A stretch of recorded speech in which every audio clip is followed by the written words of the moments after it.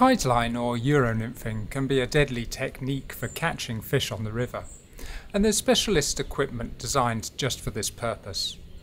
Very sensitive, light and long fly rods, typically from 10 foot plus in line class 2 to 3, are paired with light and narrow reels with super thin fly line, not really made for casting.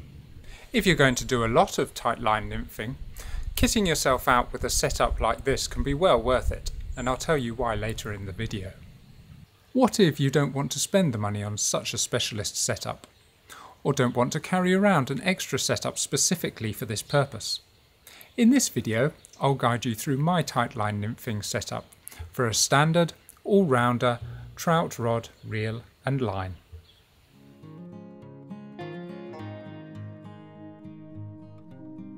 Before we look at tackle, let's have a look at what tightline nymphing is and why it's so deadly.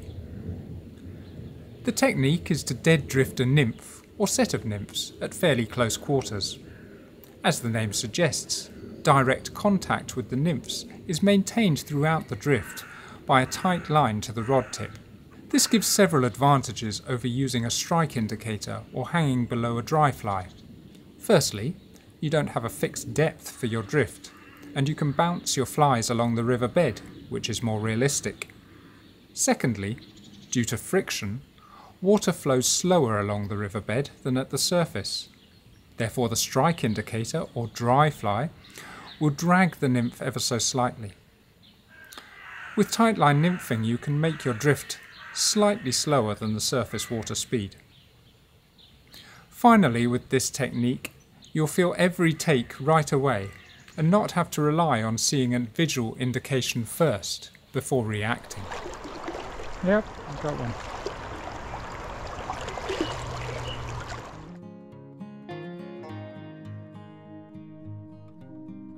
I don't have a specialist tightline nymphing rod, as it's not a technique that I use all that often on my most regularly fished waters. Sometimes the situation will arise though, where this style of nymphing is the best option. For these circumstances, I keep a special leader in my bag which I can quickly swap out with the leader in use. I will usually use a 9-foot 5-weight rod to attach this leader to. This is obviously a compromise on reach and sensitivity. Anything lighter and longer would be better suited to the purpose, but it certainly achieves good results. My leader is made up of the butt section of an old tapered leader, running down to where the diameter is about 2x or 0.22 to 0.23 millimeters. Here I tie on a tippet ring. I then use about 30 centimeters of two-tone 2x tippet with another tippet ring below. The purpose of this is to give a highly visible additional indicator at surface level, which will show how deep you are drifting your nymphs. It can also serve as a kind of strike indicator, but I'm not sure how effective that really is. If you want to add to the visibility of the indicator, you can cut it into short sections and tie it back together with blood knots, with the tags left on.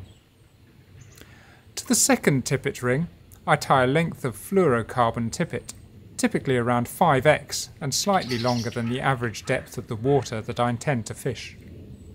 With a tippet ring, it's easy to change the tippet again and again on the same leader. I normally fish with a point fly and one dropper about 20 centimeters above. The point fly will normally be on a jig hook with a heavy bead head, and the dropper will also be a weighted fly, but slightly lighter than the point. The heavily weighted flies and thin tippet will help the flies get down to start the effective drift as soon as possible.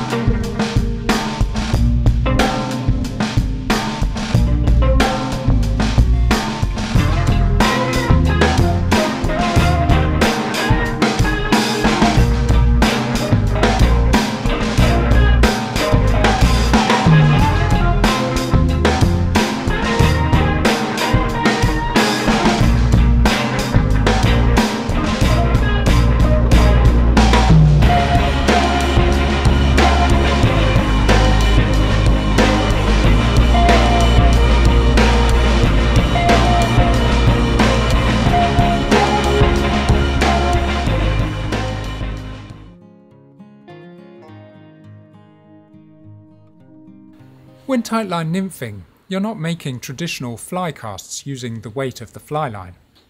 Instead, you use the weight of the nymphs to toss them upstream. With a 5-weight fly line though, it's also possible to cast the flies further out and swing them through waters that may be unreachable by wading. I've caught many fish doing just that with this rig. Come on.